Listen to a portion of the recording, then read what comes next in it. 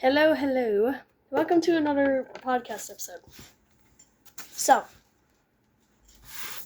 today is going to be about Interstellar Malice. Since that's kind of like a phase I'm going through right now.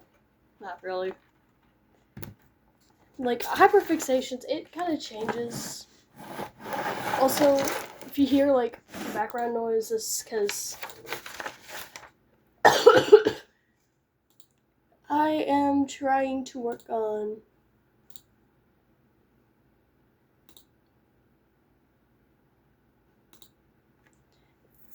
I'm currently trying to work on a thing in Minecraft.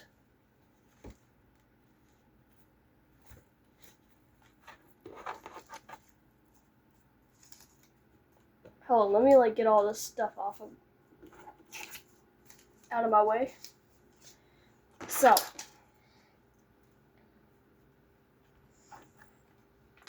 last time with Interstellar Malice, we left off with Lebanese introduction, right? There's still a few more characters that need introduction.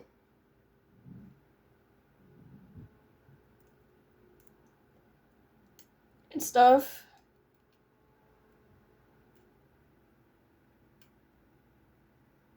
So, that will be... Oh, wrong thing. Will be explained real quick. So, next character we got after Levany is Riva. If I can, get my sketchbooks. One of these two have some things on it.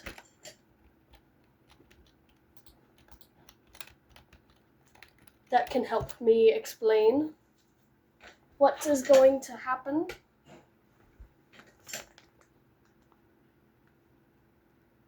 I just need to find the pages.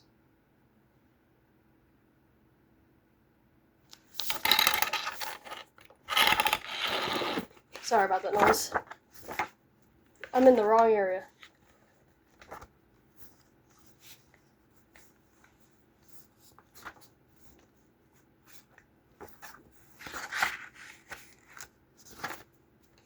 Okay, it's in the sketchbook. Oh, there's Fathom and Tamper. Leah's OCs. Go check them out. Because they're also mentioned in... Their characters are also mentioned in this lore. By the way, FYI.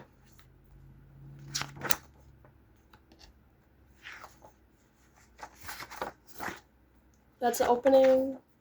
There it is. There's my information description section that I was looking for. So, Riva, right? This siren creature.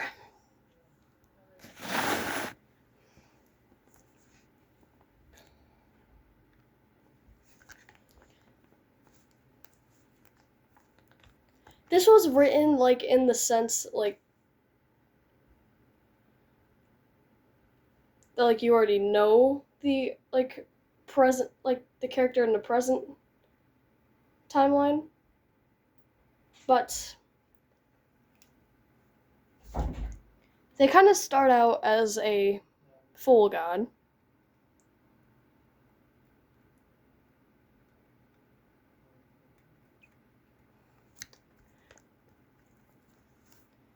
Just I think I explained this with Zully. In the past, Act 0, Zully actually goes by Azuli. An A to it. In the past, Act 0 and stuff. Riva they're both gods. But in Act 1 through Act 2, they are going to be known as demigods. and you'll see why. So I'm just going to read this out, and I'll explain it just as I go through. They were also once a full god. However, they were less involved in the council and more with their own creations. They had an adopted daughter at one point, at least until their downfall. Riva once was nearly impossible to anger and had the same personality as the president. President? I meant present. No. So, if you're wondering what the council is, Act 0, there is a council of gods that basically, like, govern. It's kind of like a sense of government. You know, just without, like, the political kind of stuff. Like, it's not like present, like, modern day kind of stuff. I mean, it kind of is, but I don't know. Basically, they govern, like, the rights, not, like, rights, crimes, again, like, crimes that their kind has committed, or that has been committed against their kind. What I mean by their kind, I mean, like, gods. Like, other gods. And stuff. So hopefully that's a good explanation. Because, yeah. I'm trying to make this video shorter, but, like, a lot of information is in it, too. Okay, Tabby. Tabby's the next one. Tabby is... Oh, wait, before we go to Tabby, Riva is the god of patience in Act 0. And, Tabby, I don't really have, like, an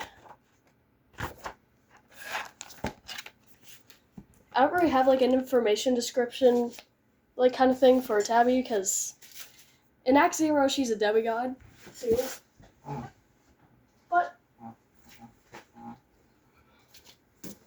But there is a slight twist to that, which I'll get into later. I just need to find Tabby, like when I first drew her, which was a long time ago.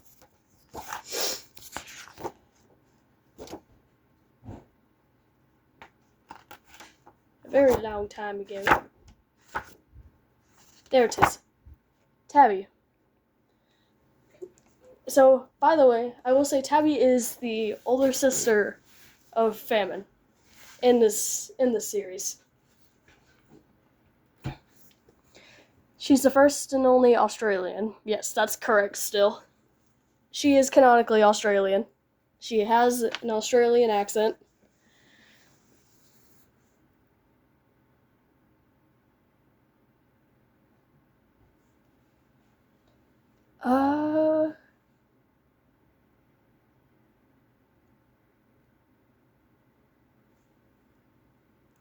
There isn't really a good amount of stuff in this thing, because this was made a while ago.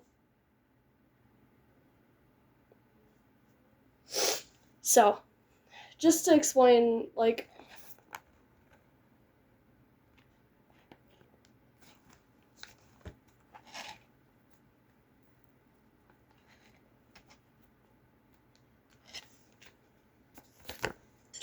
Tabby's, like, main character kind of thing. So, her kind, which is negativity demons, and, like, 3 main characters.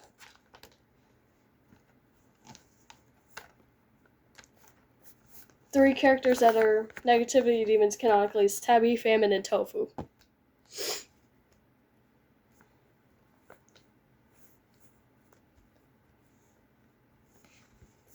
So, to kind of like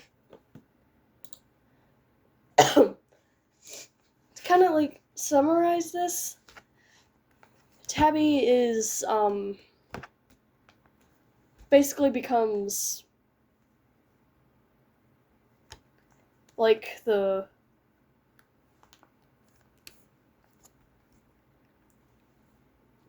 monarch of like the species.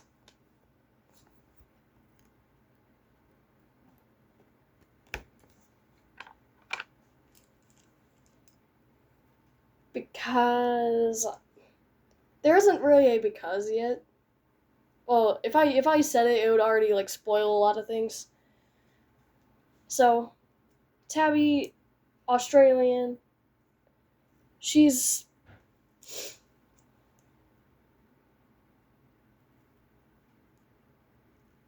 she seems to be she's very confident, you know, performatively confident.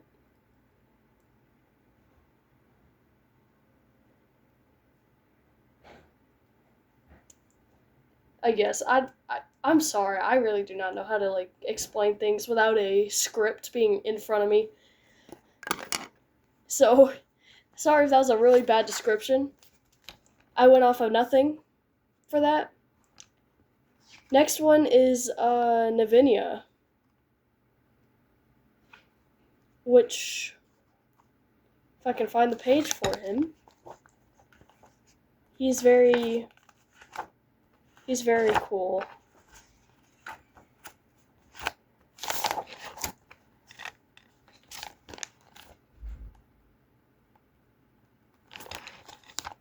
There's part of his character. Actually, no, that's just a ship. Right there.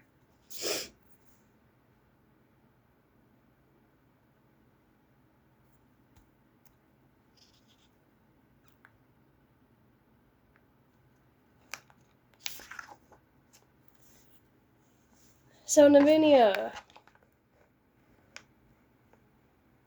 Right here.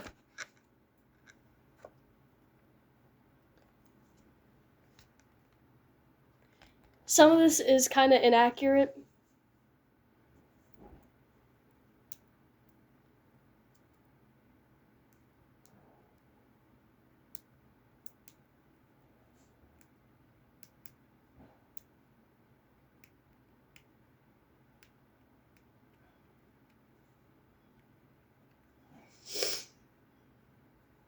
So before I even explain Navinia as a character, he's also the younger brother of Zully.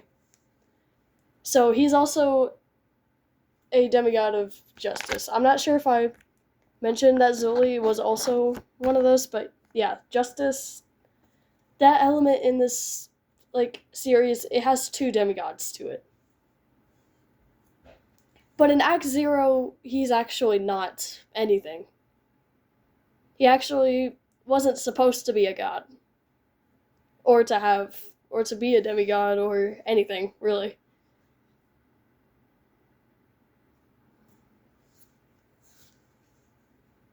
But lore will explain everything soon enough.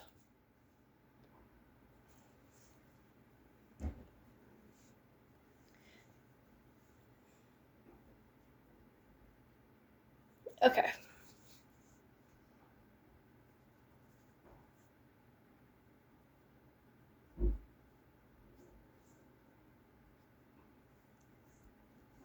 I guess I'll just read this all out.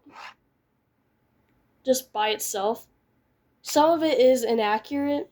I will, make notes about that. At least I think so. Or it's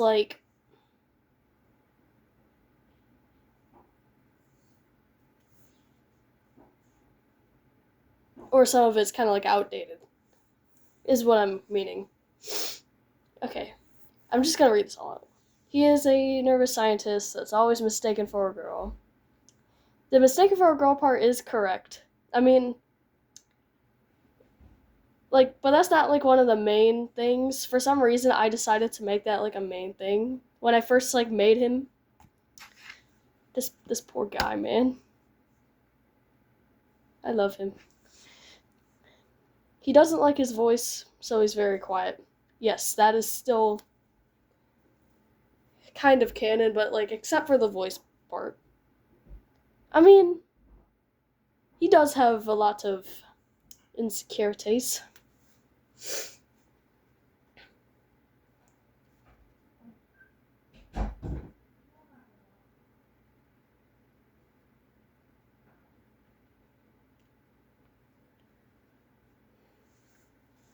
But one of them is mainly just the fact that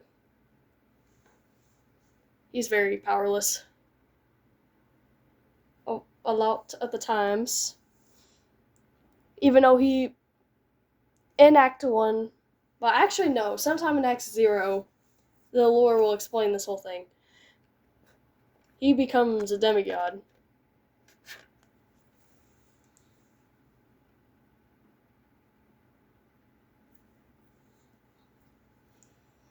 And,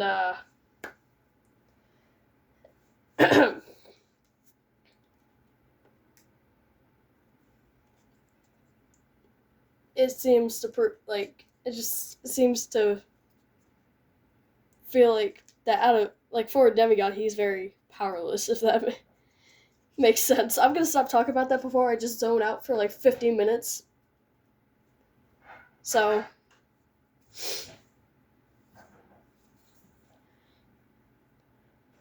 he also doesn't get much sleep. Navinia gets scared very easily and is often by himself, which makes him lonely.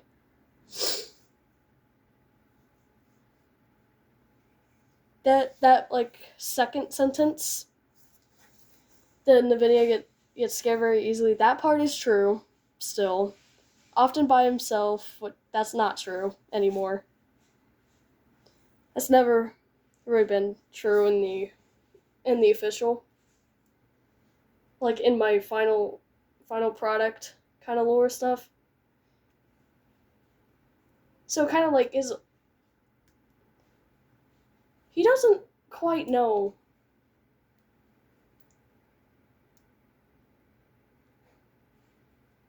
what divinity is. Like, because, I mean, in Act 0, he was originally just not a divine being at all.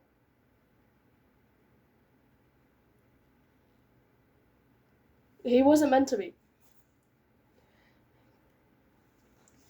I know I already said that. But, like, that explains why he doesn't know much about stuff like that.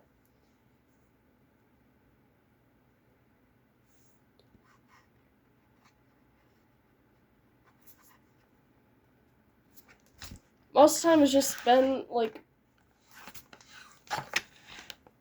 in Act 0, he really doesn't have many to talk to. Except for his sister. Like, that's the only person he really has in Act 0. So, yeah. Therefore, he's kind of...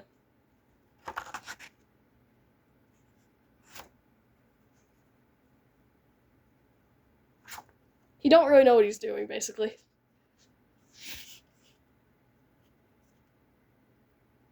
He doesn't really know what's going on. Most of the time.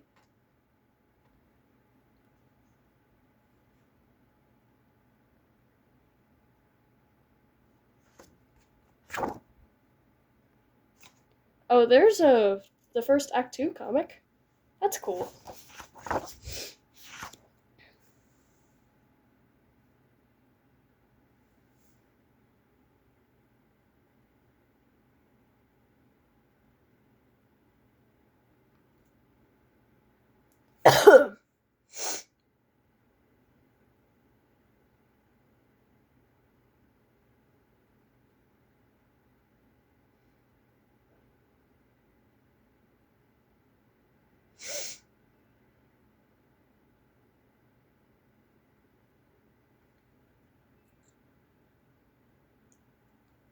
Sorry, I was reading this.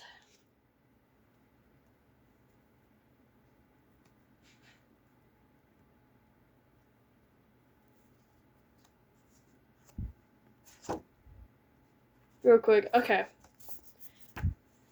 Sorry, I zoned out. That happens every time I do something like this. Okay, so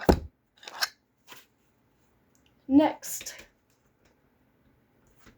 character.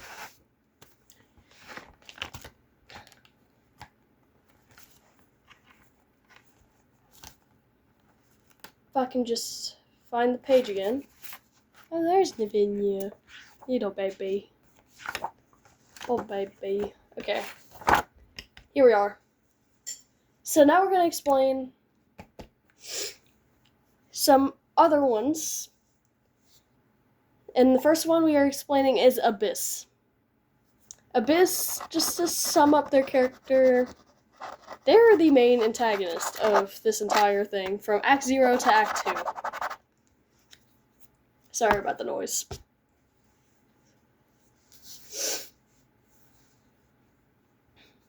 Like, they are the main antagonist of the entire story. But I'm just gonna read everything right here.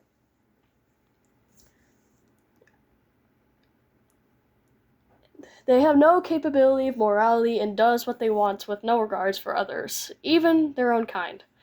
They don't act just out of instinct and rush. They are very smart with what they do, weaponizing deceit in their own power. And fun fact about Abyss. Abyss does not have any demigod linked to them whatsoever. Like, at all. And same with Dandy. I don't know if I said this about it last time, but yeah, Dandy is also not linked to any other demigod or any other divine being. Abyss isn't either. So, based off that little brief summary of their personality and their motives, their main motive is just to have the most power, really. That's their main thing. They do the stuff they do for power over everyone, and also ego. I mean, that goes hand in hand, kind of.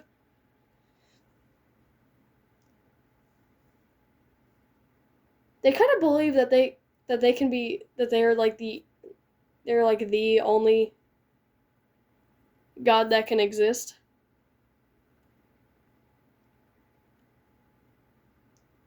That everyone else is inferior to them.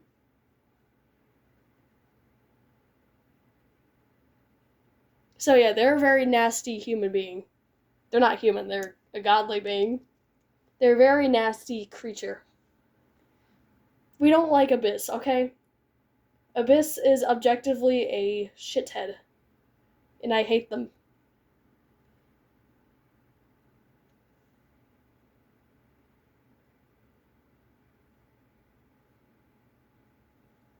Okay, next one. Elysium, however you want to call them. They are linked to Levany and Sty. And is considered their parental figure.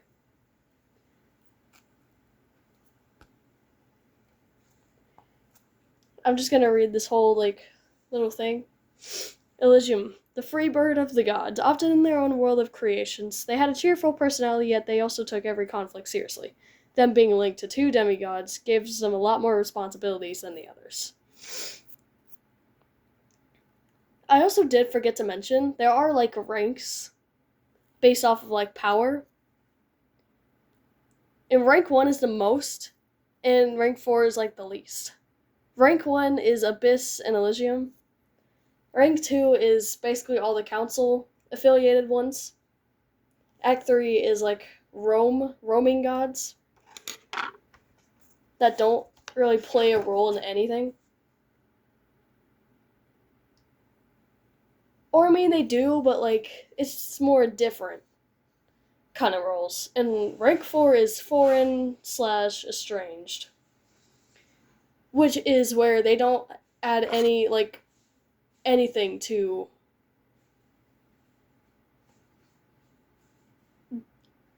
the government in this series. Not really considered a government, but like whatever.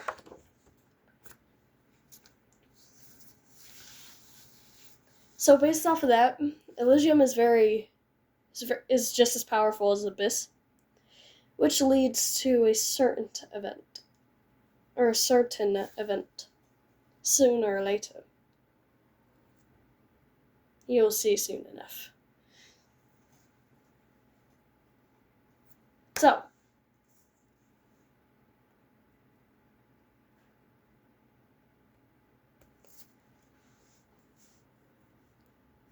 I hope that's a good, like, brief description about them. Next one is Vane, which is the god of negativity. You can guess who this one's linked to. Tabby. Oh yeah, I did forget to mention. Abyss is the god of destruction. Elysium is the god of perception and solace. Or solace. And Vane is the god of negativity. I already said that. And Vane is a rank 2. Just like Azuli or Jazuli and Riva. Reading this right here.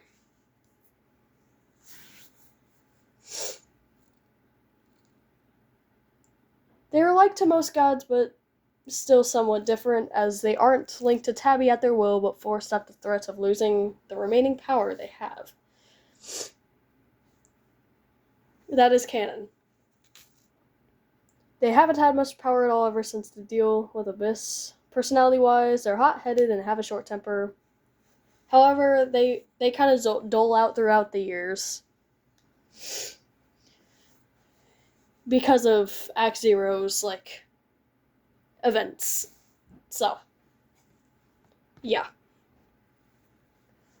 I think that's a pretty good description of them. But, yeah, to elaborate on, like, the linked part, yes, Vane wasn't originally, like, linked to Tabby until Tabby became, like, the monarch of her species.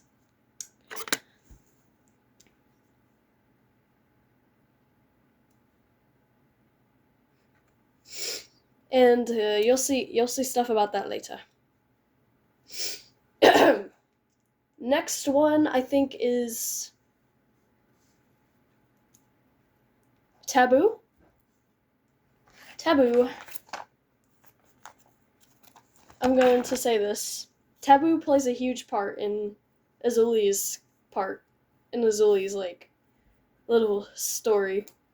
Little, like, story how they went from a god to a demigod. Yes, that will happen. Taboo. He is a former demigod that, weirdly enough, didn't have a link to any god at all. Yes. He is a demigod that is not linked to any god. He was known as the demigod of abstraction, always being different from other divine beings. He always had a gleeful, almost innocent attitude expressed on his face wherever he went. Almost acting like he wasn't a demigod at all, just an innocent, determined guy. And yes, he was a religious figure from, like, where he came from. He was very looked up upon and treated very, like, religiously, spiritually, if you will. Hopefully that makes sense to him. That's just, like, part of his little snippet. But they are a loved one. But he is a loved one of Azuli's in Act Zero. And that's all I gotta say for Taboo. And Fim should be the last one. Fim is the adopted daughter of Riva. She was one happy child that could put a smile to everyone's face. She wasn't of any divinity, but gained an unknown subconscious power in the present, only one that Fee could recognize. Interestingly enough. So,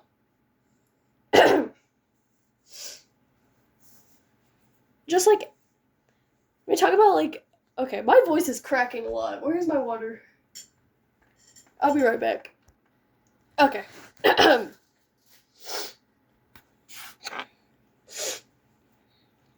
I had to get water because my voice was cracking a lot. Yeah, I'm back. So, to kind of explain, like, this whole thing with Fim, or Fimaria. Fimaria is her full name, but, like, the shortened version is just Fim.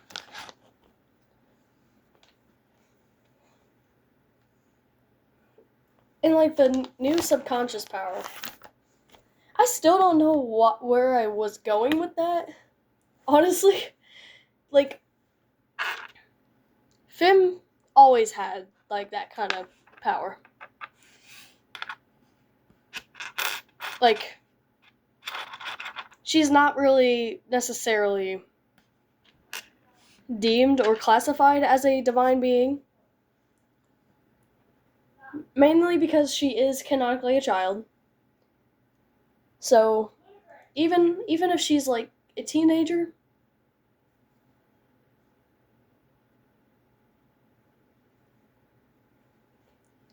which is, like, still child, obviously. But yes, she is the only canonical teenager. Fi and Tofu are children, which, I mean, they're meaning that they're younger than a teenager, is what I'm trying to say. Yes, all three are children. Just Fim is older than both of them, being a teenager.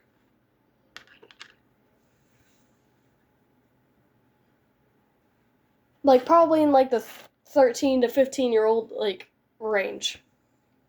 If there is ages. There aren't in any of my characters. But, like, just saying, if there were ages, it would be in that range. Anyway.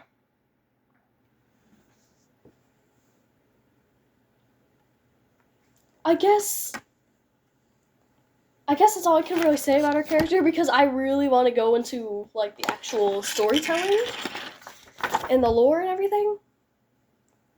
So, I do have an opening, like, few pages that I put in this sketchbook, which was, like, my previous one.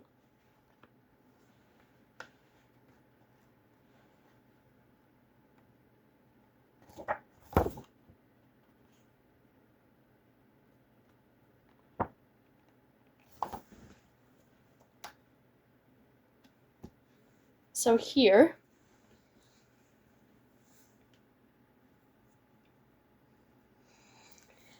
this is the opening part. So we're finally getting into lore, my favorite part.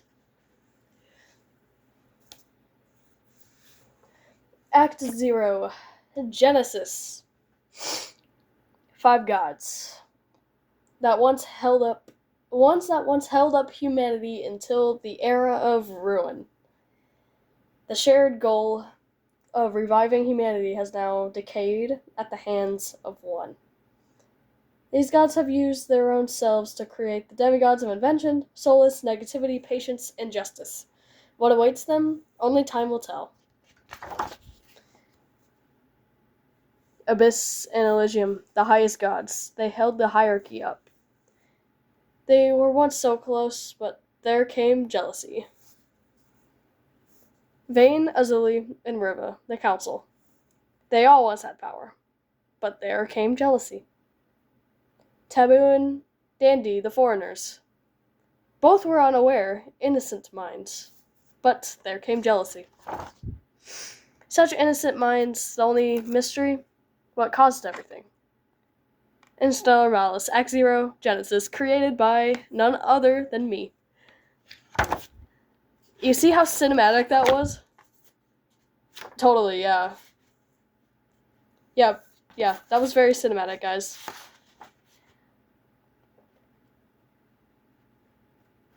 So, that's the opening of it. There is a comic of the first parts. How this starts. So, I'm gonna kind of try to explain the comic. Try to describe it. Based on the events in it. If that makes sense. And we'll probably get to, the first major event and then end this.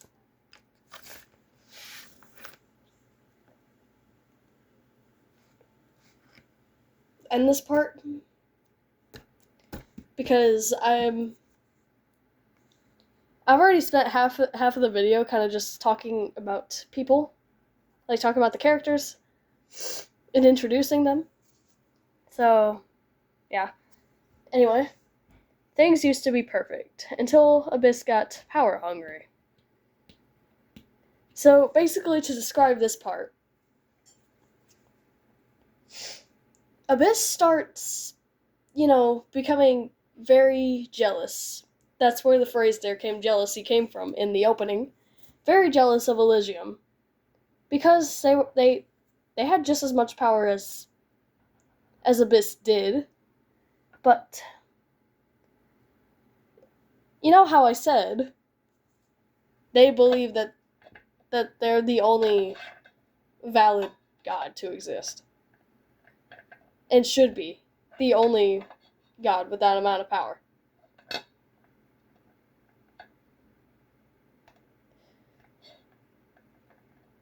So,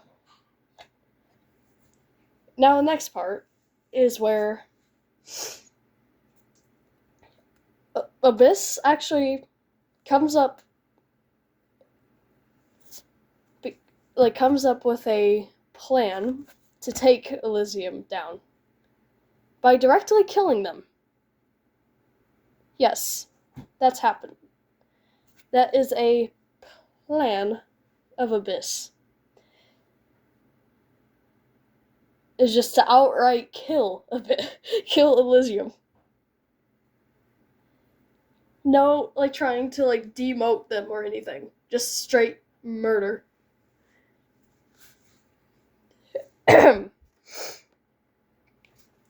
But their plans almost get foiled. Almost. Because of Vane. Because Vane overheard. Not really overheard it, but kind of saw Abyss acting strange. Acting weirdly silent. Or being weirdly silent. And Vane kind of had a feeling that Abyss was up to something. So Vane checked up on him.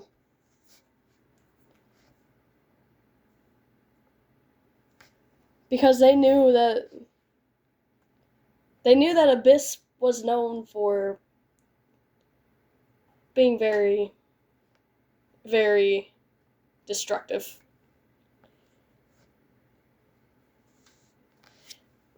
So Vane kind of confronts them about it. And Abyss basically says everything that they're planning to do, or that they're doing, is going to be purposeful. Where there's nothing stupid.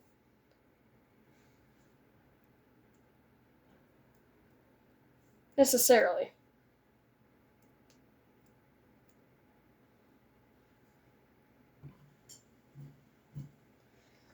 Basically just trying to hide what they're really doing. What they're really going to do.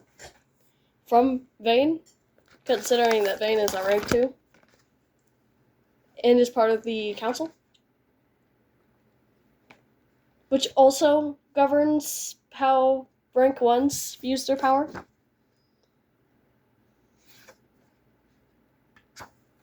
So, checks and balances there.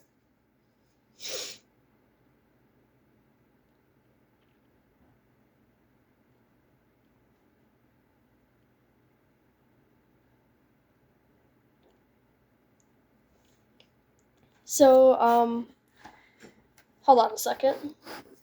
I'm gonna move my keyboard out of the way so I can, like, show the actual comic out. And, like, you could pause to read real quick.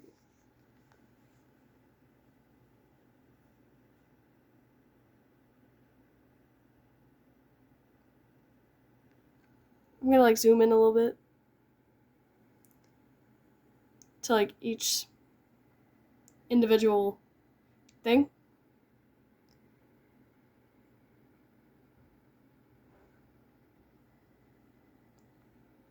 This is basically, like, the visual of everything that's going on. And this is how I'm probably gonna, like, express everything. Is, like, through this, because I'm not good at speaking and description.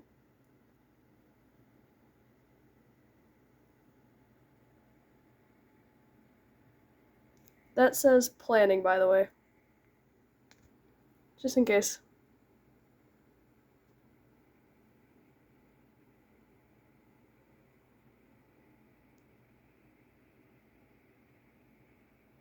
All purposeful. There you go. Hopefully that explains it better than I did. Because the events are, like, very much laid out in a visual reference. So that is that snippet of lore.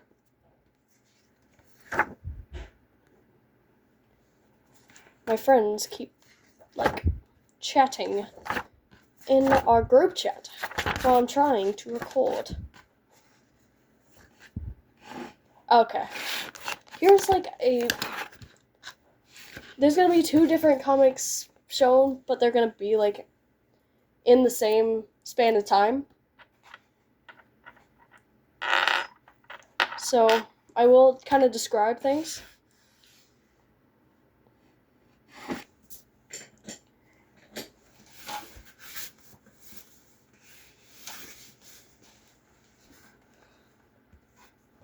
So, after that snippet,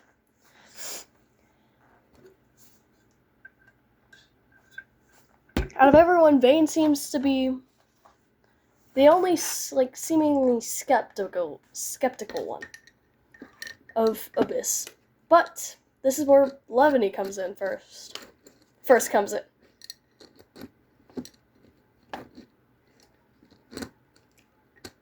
In Act 0, Levany is the demigod of Solus. By the way, I don't know if I said it last video, but he basically, like, his whole thing is, like, helping others through struggles and, like, mentality and stuff like that. Kind of like being a therapist.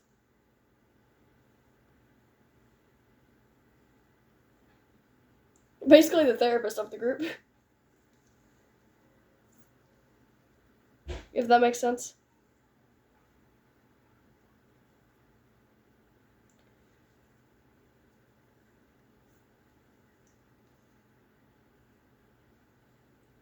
But there is a certain something that happens. The first, like, indirect kind of thing between Abyss and Levany. And then at the end there's, like, a direct one. So, basically, at first, Abyss has actually been observing Levany and Sty specifically, as well as Elysium, because they are the demigods of Elysium, or not really. Like basically, what I'm trying to say, they're linked to. Like those three are linked to each other. So they kind of observed for a long time before really coming up with an actual way to do anything. But it's mainly Levany that they observe, specifically. Mainly because of, like, what he does. Because Levany being, like, I would say Levany is kind of the opposite of Abyss. Like, in a way. Because Abyss, like, brings destruction, and Levany kind of, like, repairs that. If you get what I'm saying, like, Abyss kind of causes very tragic events to someone, and then Levany can help them through it. So basically, just undoes. Basically, undoes everything. Like everything that Abyss does. If that makes sense. So, based off that, I think you can see why. And Levany has also noticed it himself. Noticed how Abyss is always, like,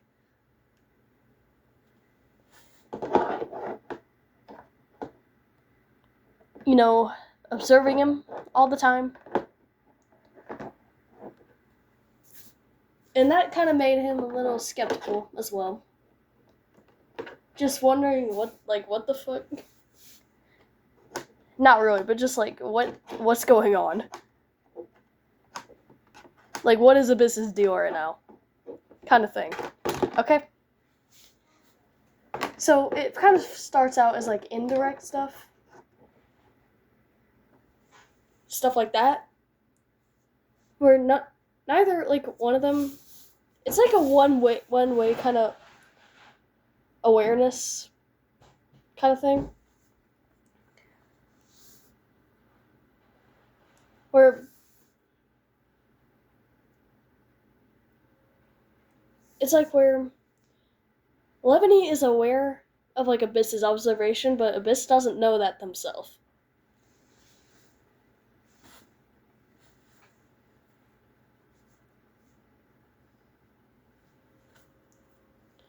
Like, Levany kind of keeps that on the low. Makes it secretive. Or makes that kind of like a secret kind of thing. And doesn't really talk to anyone about it.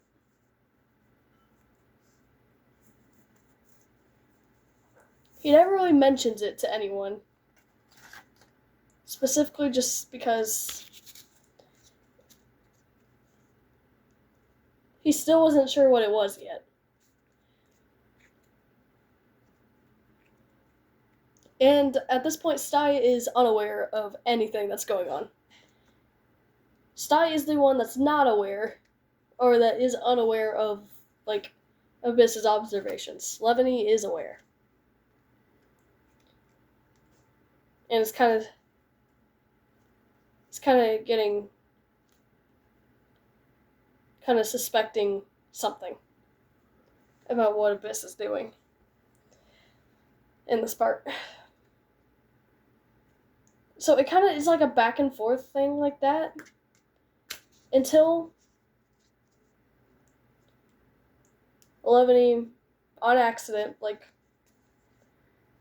overhears some planning between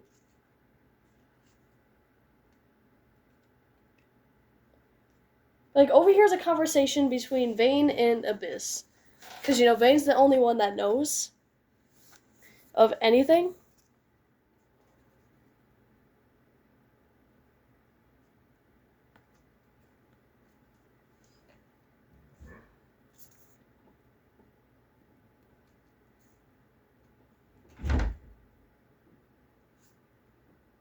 And like Abyss is kind of just trying to like get them to, shut up and just keep all of that a secret, even if Vane doesn't know what Abyss is truly gonna do at the moment. Levity overhears that. And unfortunately for him, Abyss actually realizes. So instead of like going through a conversation kind of thing, like with Vane, it's more violent. Like, that's where Abyss actually tries to go directly after him. Because of the fact that he is technically Elysium's son. So, like, that would kind of defeat everything that Abyss was planning. Trying to kill his parental figure. So, but Levity is able to escape.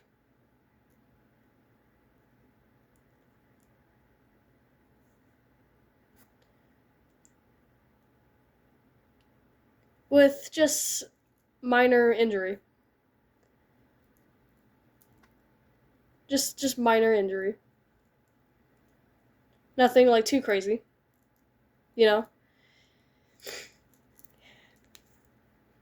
This is where he starts to realize that Abyss is not planning anything good.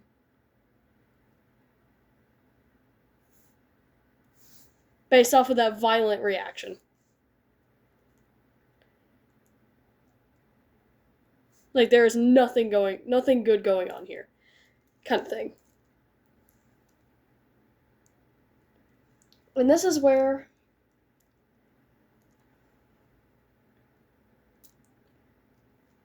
documents. There is a certain set of documents in Act 0 that are very significant. They do not really have a specific name. They're just known as the records.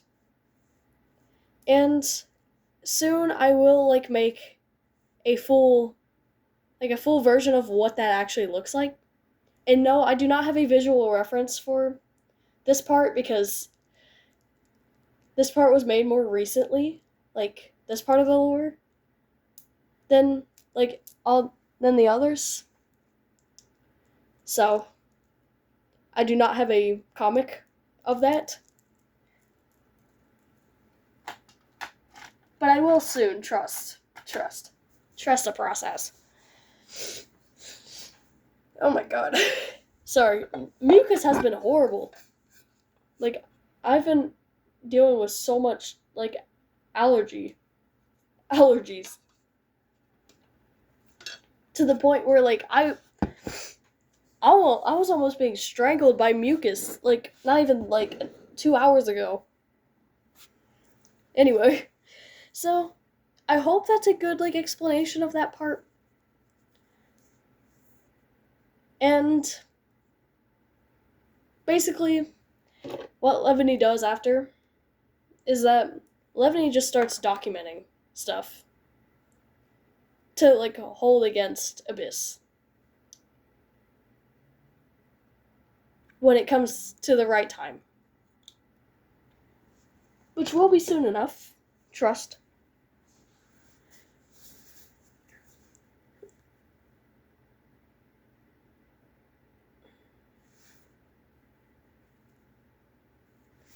So back to the parts where I do actually have a few comics on. Explaining that part. So that was kind of in the same timeline as the first comic I showed you. Except obviously it was what the fuck are they? Okay. I don't know what they're talking about. Anyway. So, with that in mind, let's go ahead and go to the other ones. Act Zero Calamity, which I think this is what this whole entire comic is called. Or this whole episode kind of thing is going. It's called. Not entirely sure. Anu, what's your opinion on The Outsiders? Gay. I agree.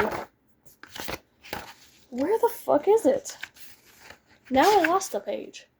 Yeah, it's Calamity.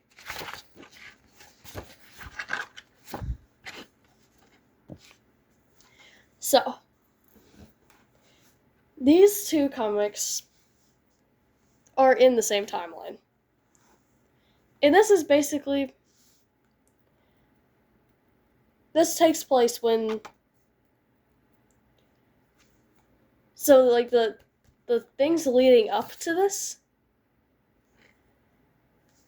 is that Abyss actually, like, begins to talk to Elysium. Just, kind of trying to act casual and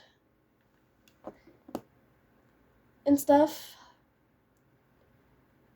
Just to, like, keep the suspicion out of everything. And Elysium is not aware of what Abyss is gonna do. And this is during, like, the time period that Elysium and Abyss are gone. Because they are...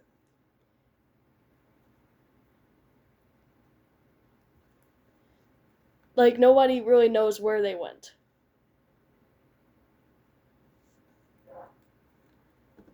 And this is where it happens. So...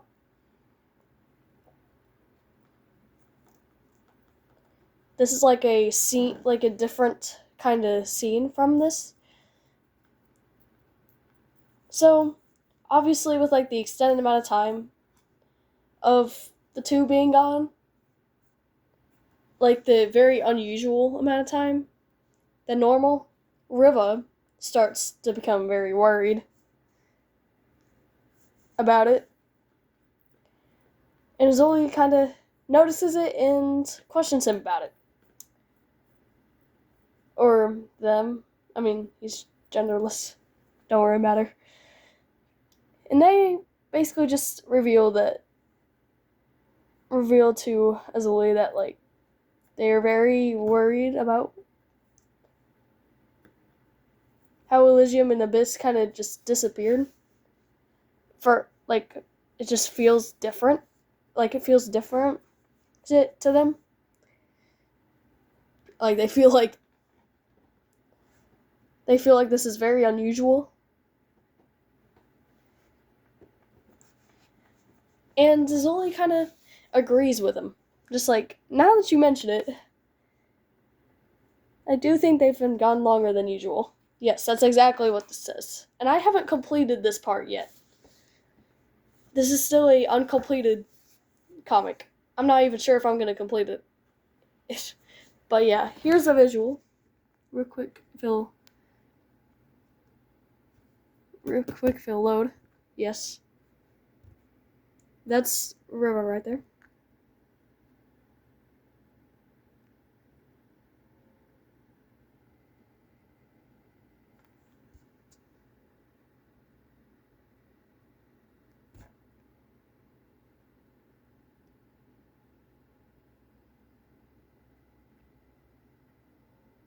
Okay.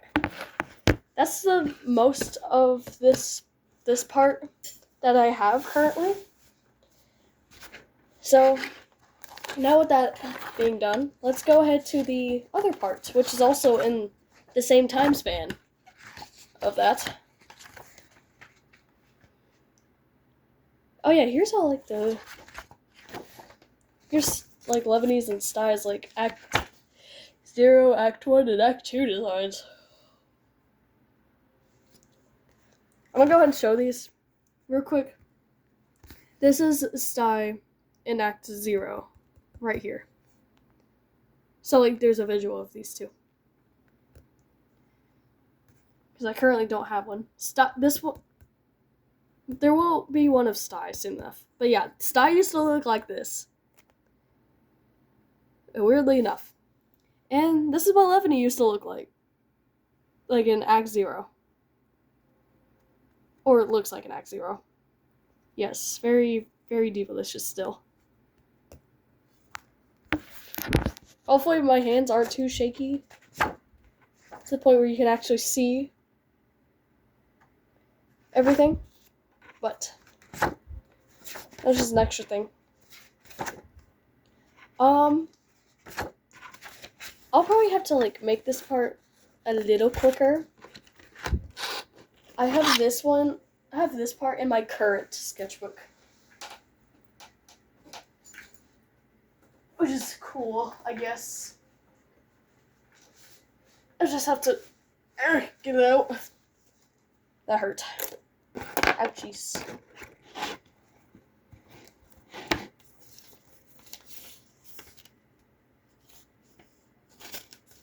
Yeah, some women's anatomy.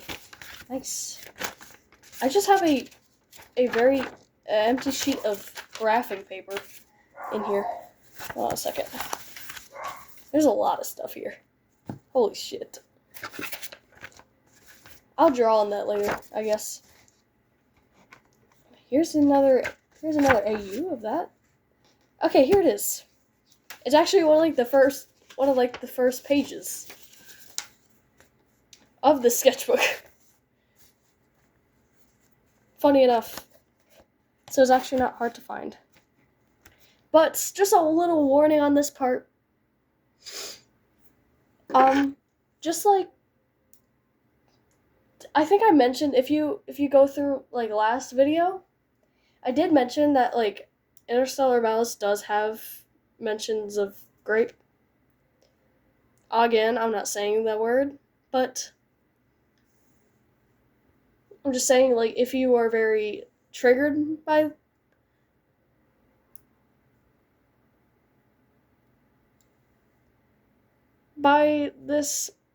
that, then I would advise you skip until we get to that part. I will not explicitly explain that for obvious reasons, but that is a part coming up, so just be warned, my friends, because that is a very tragic thing for someone to go through, and my just best regards to anyone that has gone through that, by the way. Genuinely. You're very strong for still being on this planet. Kudos to y'all. Anyone that's dealt with that. Anyway. Unfortunate Discovery, which is the second episode / comic series. I don't know what to call it. Episode, whatever. I think it's just called episode. So this kind of shows, this is before, these first 5 frames kind of just show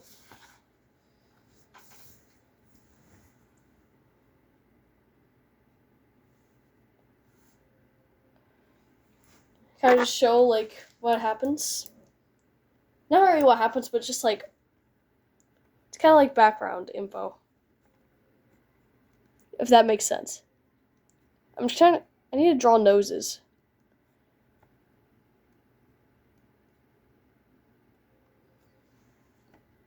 Real quick.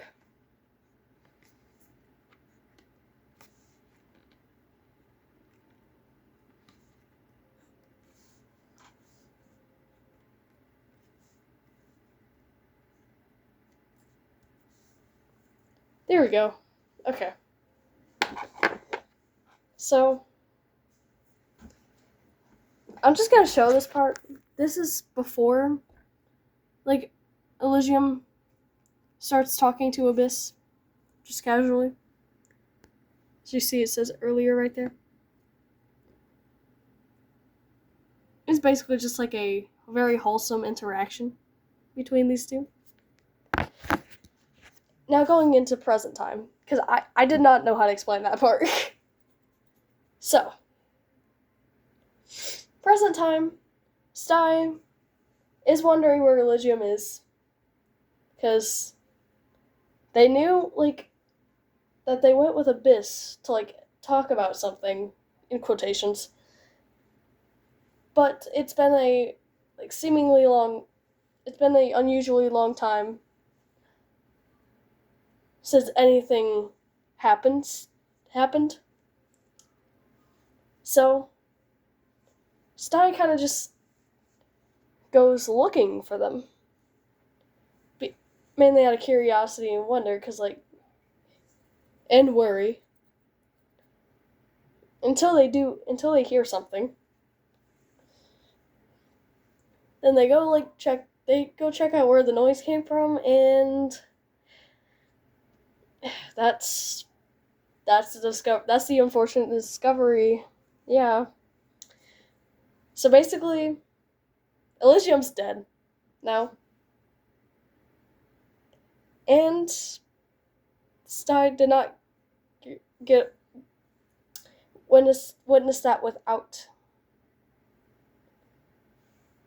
Abyss also realizing that Stein was there. So, like, right as soon as, like, Stein was about to just, like, get their ass out of there, Abyss spots them, unfortunately, and stops them. I'm gonna go ahead and, like, show this part.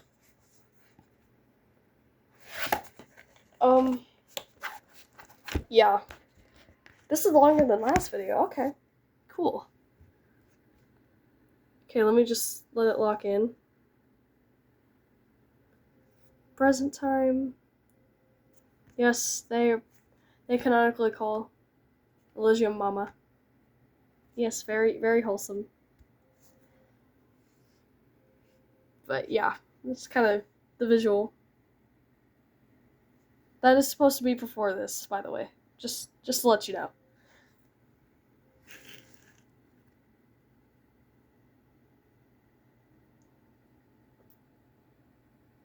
Yeah, there you go.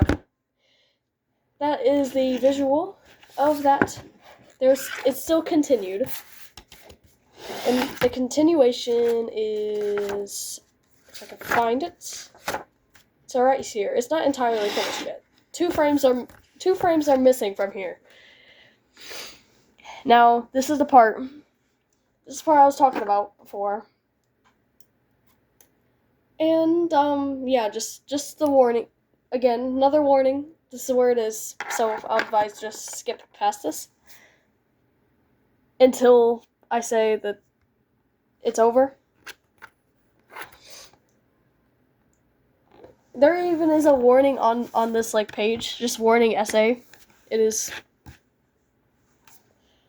implied, but I didn't draw it specifically.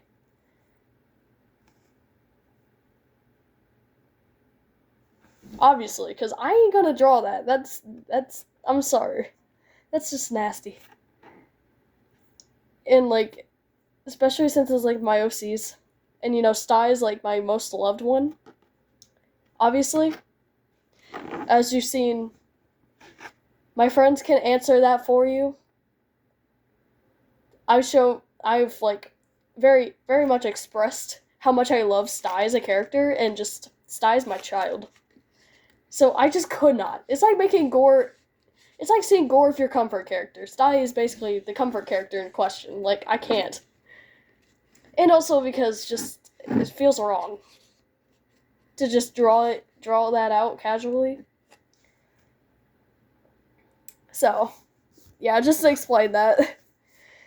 A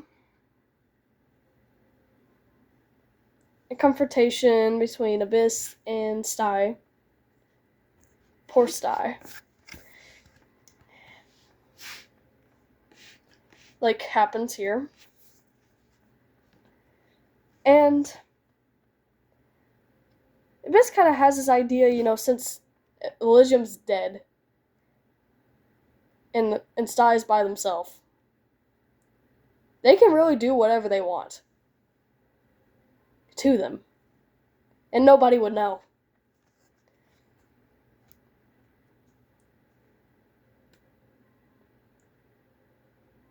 And now, and even if, like, Levany knew, Abyss would just think there'd be nothing you can really do much about it. Since the parental figure is now dead. Unfortunately. Rest in peace, Elysium. In the chat. F in the chat for Elysium. Their peak.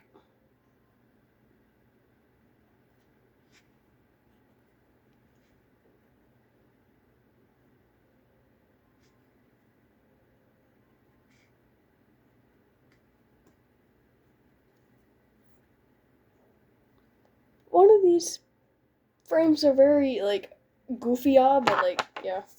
So, I don't really know how to explain this part. So, yeah. I'm just, like, show the visual of this. Again, just, it's not, there's no, like, essay, like, being explicitly drawn, but it is implied, so. Just a fair warning.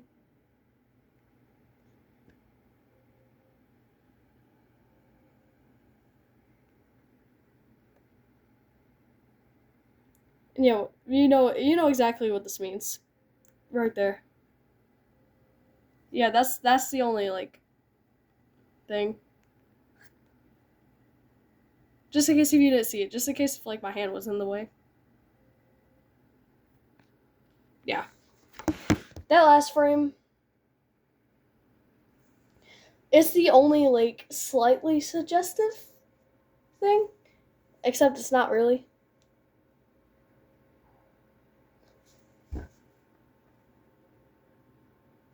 Just kind of.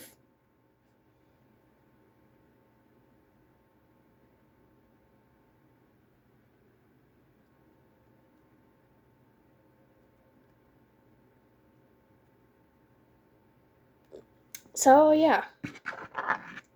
That part's gone now.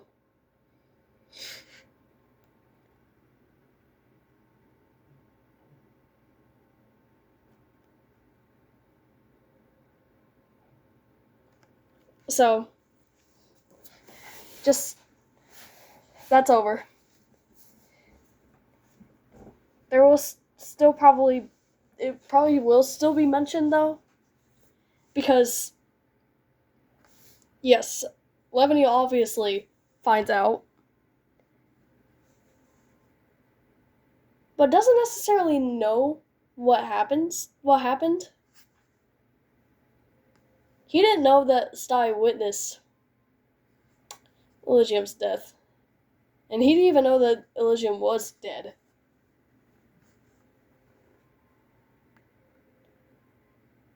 Until, like, this part right here, which is not drawn just yet. But yeah, I'm just gonna, like, show the visual. Time skip for obvious reasons, yeah.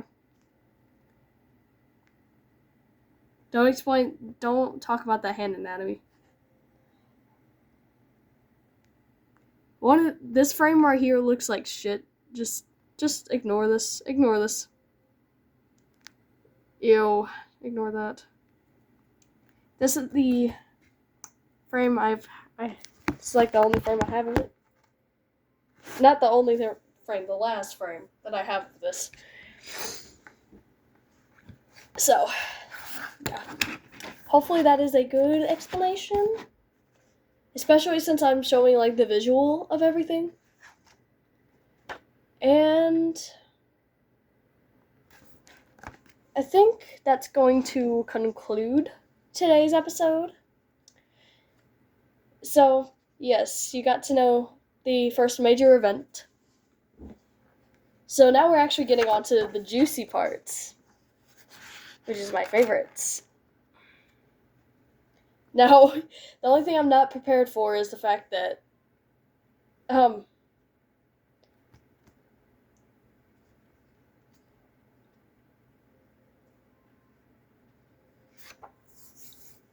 well, I do not have any other scenes from Act Zero exactly like drawn out yet.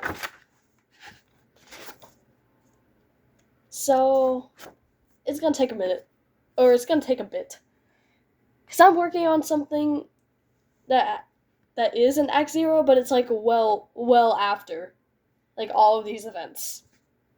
Like that's like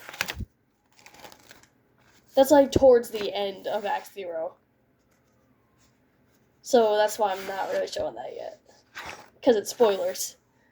So yeah, that concludes everything. I hope today's episode was very,